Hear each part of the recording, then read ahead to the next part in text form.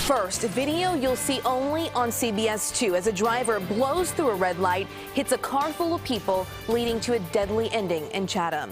Good morning to you. I'm Audrina Vegas. And I'm Ryan Baker. Thanks for joining us today at 11. CBS 2's Marissa Parra shows us what happened and how others put their safety aside to help those hurt in the crash.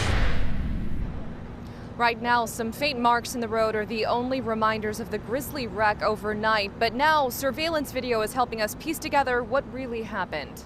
Even after midnight, Chatham's King Drive saw its normal bustle of cars, but it was almost half past when the people who work here saw something that would shake them awake. Take a look at this. A 35-year-old man seen cruising through a red light and slamming into another car. After a flurry of smoke, the car that ran the red light does a circle around the intersection before coming to a stop on the other side. There's a pause as the reality settles in around everyone who witnessed it. And then, one by one, people stop what they're doing to sprint across the street. I went over there, tried to keep him up as much as I can. Had to calm him down to tell him, come on, we're trying to help.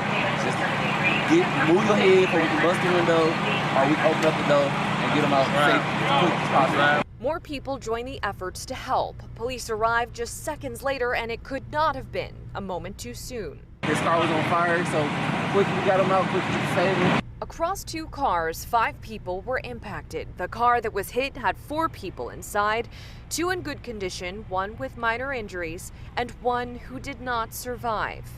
The driver of the car that ran the red light survived with minor injuries. Police say the driver faces, at the very least, traffic citations, but that could all change depending on the investigation. In Chatham, Marissa Parra, CBS 2 News.